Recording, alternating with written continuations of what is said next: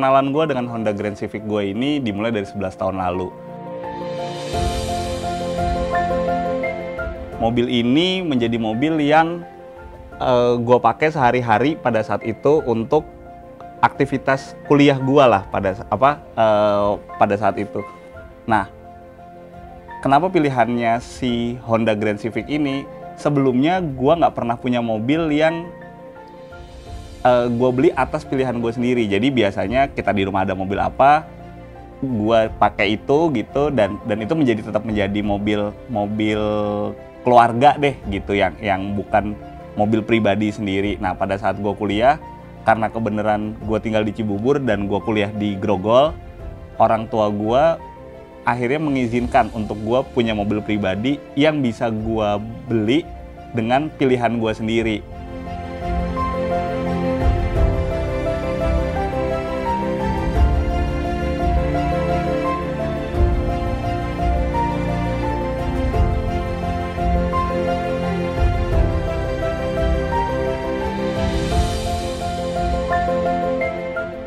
Pada saat itu gue ada beberapa pilihan mobil.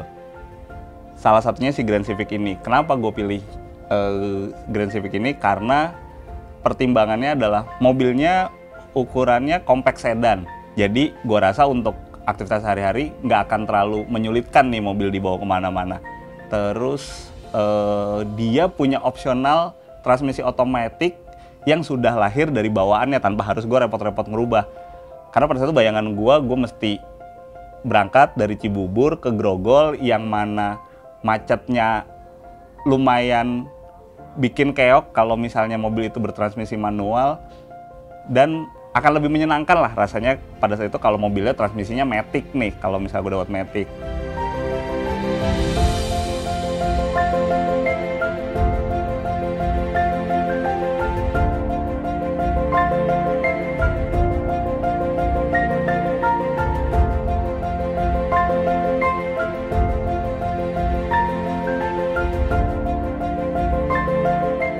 Nama gue Ahmad Morteza, gue seorang entrepreneur, dan gue mengendarai Honda Grand Civic tahun 91.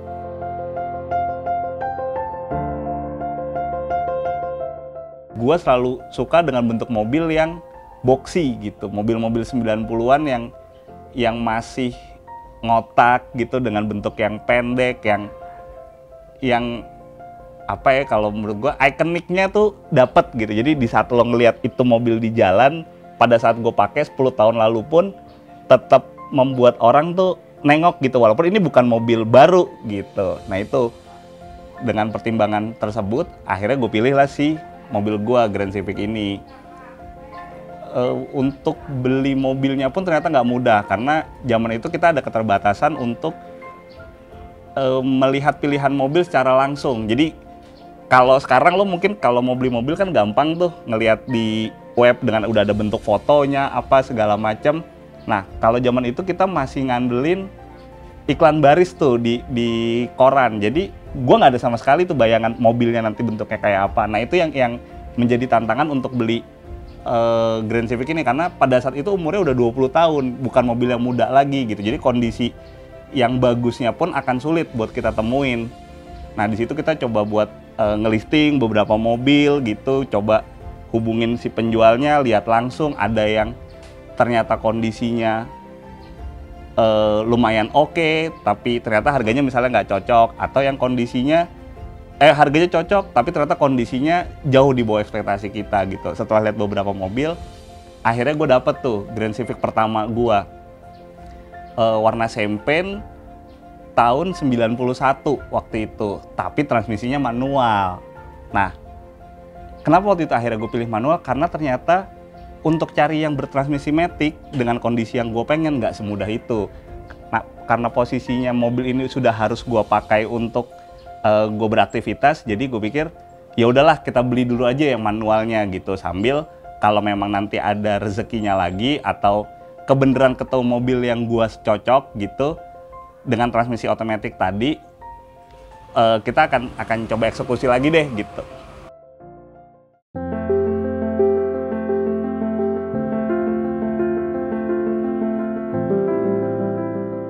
Dari situ gue akhirnya mulai mencari teman-teman yang kita sama-sama punya mobil yang sama lah, punya kesamaan. Jadi gue semacam nyari komunitasnya nih si Grand Civic ini, karena yang gue tahu sekian tahun sebelumnya ini mobil tuh ada klubnya gitu, namanya Grand Civic Team gitu. Pada saat gue cari ternyata si klub ini sudah tidak eksis lagi, maksudnya dalam artian tidak lagi ada secara struktural si klub ini, tapi beberapa anggotanya ini akhirnya malah bikin satu forum gitu yang namanya grandcivic.com. Si forum grandcivic.com ini isinya ternyata adalah beberapa dari anggota-anggota Grand Civic Team yang dulu pernah ada gitu, namun sudah tidak eksis di jalan lagi gitu. Akhirnya mereka bikin forum si grandcivic.com itu.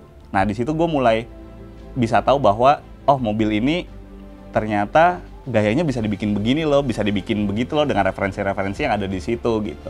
Karena pada saat itu di 2010 mungkin referensi kita belum terlalu banyak lah gitu, atau keterbatasan nyari informasi gitu kayaknya tidak semudah sekarang gitu. Kalau sekarang kan lo mungkin bisa lebih mudah dengan mengakses websitenya Intersport gitu. Di situ banyak lah lo kalau mau lihat referensi tentang modifikasi yang lagi hype atau pernah hype sebelumnya gitu, jadi bahan inspirasi lo.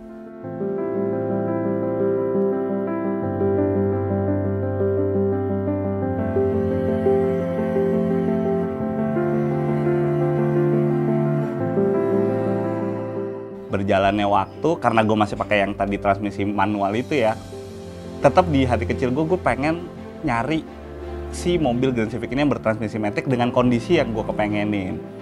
Akhirnya singkat cerita, gue ketemulah sama satu temen gue yang kebenaran pakai mobil itu gitu.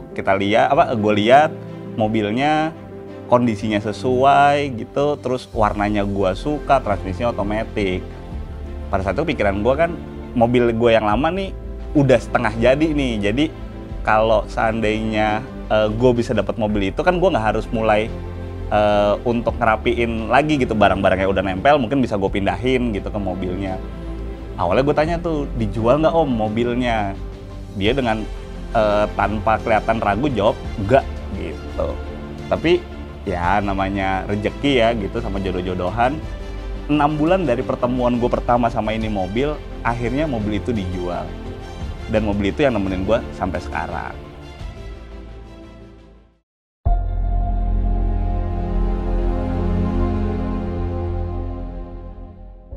Selain mobil ini jadi gue pakai sebagai mobil harian gue yang gue gunakan untuk gue kuliah pada saat itu, di saat itu pula gue punya kerjaan sampingan deh, kita bilangnya kerjaan sampingan.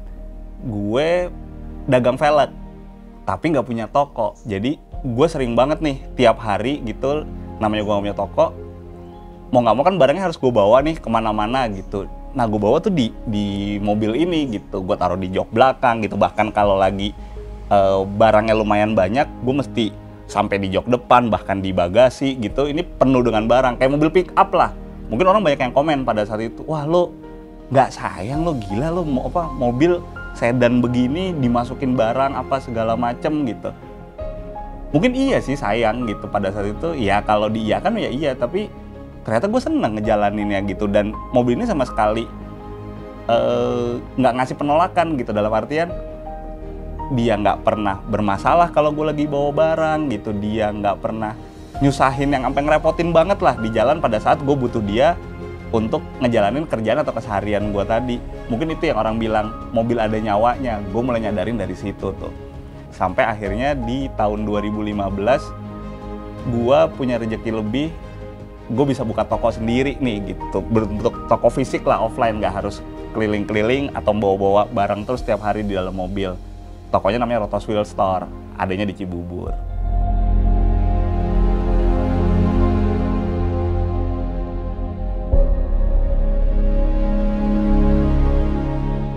Selain mobil ini menemani gue untuk kegiatan usaha yang masih tetap gue usahakan sampai sekarang gitu, yang kita bilang kerjaan, mobil ini juga sebenarnya punya cerita percintaan yang cukup menarik gitu. Karena gue kenal bini gue tuh, kita kebenaran teman kuliah di satu universitas yang sama, di satu fakultas yang sama, dari satu jurusan yang sama gitu.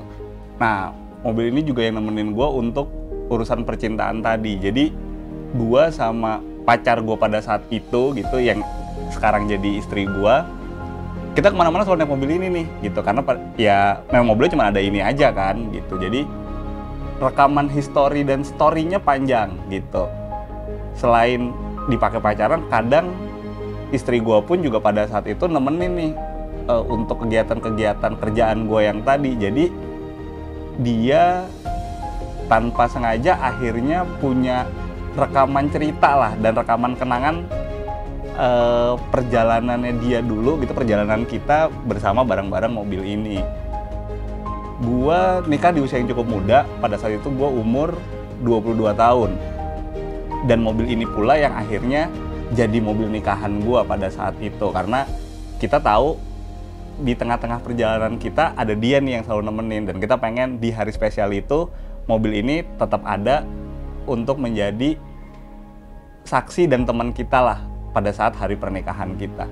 Nah, ada cerita menariknya tuh pada saat gua mau menjadikan si Grand Civic gue ini sebagai mobil nikahan.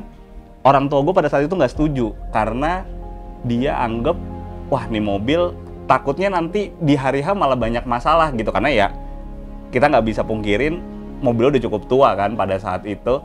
Jadi 2 atau 3 minggu sebelum hari nikahan gue, bokap gue tuh beli mobil Honda Grand Civic juga gitu, warna coklat yang sama, sebagai mobil backup. Yang gue tahu itu mungkin setahun setelah gue nikah lah. Jadi pada saat itu gue pikir dia beli, ya udah beli aja gitu. Tapi setelah gue nikah, dia baru cerita tuh bahwa mobil itu dulu dibeli karena dia lebih yakin dengan kondisinya dibanding mobil gue. Jadi in case ternyata mobil gue itu punya atau bermasalah nih di hari H, itu tidak mengganggu acara yang sudah dipersiapkan matang sebelumnya, cuma perkara gara-gara mobilnya nggak bisa jalan gitu. Jadi bokap gue beli yang nantinya mau dipakai sebagai backup gitu. Tapi ternyata sampai akhirnya itu mobil terjual lagi pun, mobil ini tetap bisa nemenin gue gitu dan tidak ada masalah, dan mobil backup itu tetap tidak terpakai sebagai mobil pernikahan gue.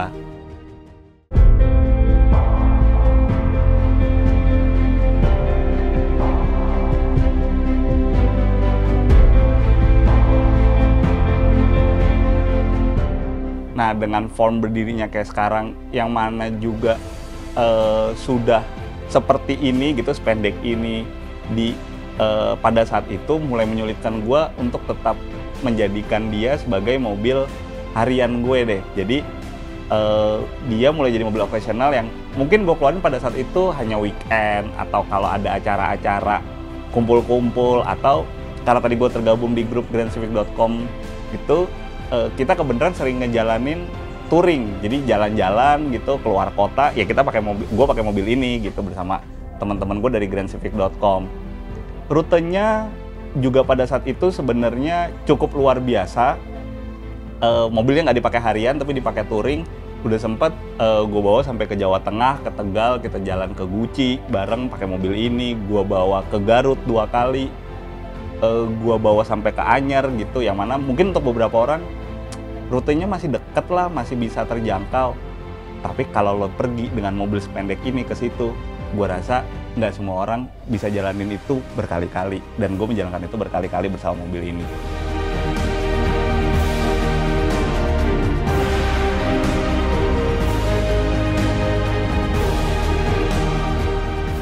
Semenjak dia mulai jarang gue pakai gitu, lebih banyak di garasi, bahkan ya tadi gue cerita 2 tahun sempat hampir tidak dinyalakan sama sekali gitu mobilnya. Gue ada kepikiran kayaknya mungkin udah waktunya ini mobil gue jual gitu. Nah di situ tuh mulai ada banyak ya pertentangan dalam diri sendiri deh. Iya nggak ya dijual? Nanti nyesel nggak ya dijual gitu. Sampai akhirnya gue coba sharing nih sama bini gue. Pada saat itu di kepala gue mungkin gini, bayangan ya dengan template istri-istri pada umumnya deh gitu. Ya udahlah jual aja gini, ini mobil udah tua apa, itu di bayangan gue. Tapi ternyata yang terjadi berbeda. Bini gue sama sekali nggak ngasih izin untuk jual mobil ini gitu. Bahkan pada saat itu mungkin gue malah yang lebih ada dorongan untuk ngejual si mobil gitu. Dan yang terjadi, istri gue malah coba hubungin salah satu teman baik gue buat istilahnya ngomporin gue supaya nggak jual mobilnya gitu. Satu omongan dia yang gue inget banget sampai sekarang, lo mau jual berapa duit sih? Gitu. Emang duitnya cukup buat bayarin cerita lo selama itu sama mobilnya? Kayaknya enggak kan? Gitu. Nah itu yang bikin gue akhirnya titik dimana, oh oke deh, kayaknya nih mobil nggak akan gue jual. Bener juga, ceritanya udah sepanjang tadi, memorinya udah kayak tadi, yang kayaknya nggak mungkin bisa gue ulangin gitu. Jadi kayaknya nih mobil lebih baik gue pertahanin. Kalau memang misalnya ada butuh sesuatu yang gue rubah agak lebih reliable untuk dipakai pada saat ini, ya gue rubah aja mobilnya dibanding gue harus menghilangkan mobilnya diganti dengan mobil lain yang kalau suatu saat gue pengen nostalgia, gue pengen istilahnya napak tilas lah gitu, sudah tidak mungkin terjadi lagi gitu, karena ceritanya pasti berbeda untuk tiap kendaraan yang gue punya. Jadi ya di tahun 2018 itu akhirnya gue putusin mobilnya tidak jadi dijual, tapi kita coba perbaiki beberapa sektor yang bisa bikin mobil ini jadi mobil yang lebih reliable lah untuk dipakai pada saat sekarang gitu.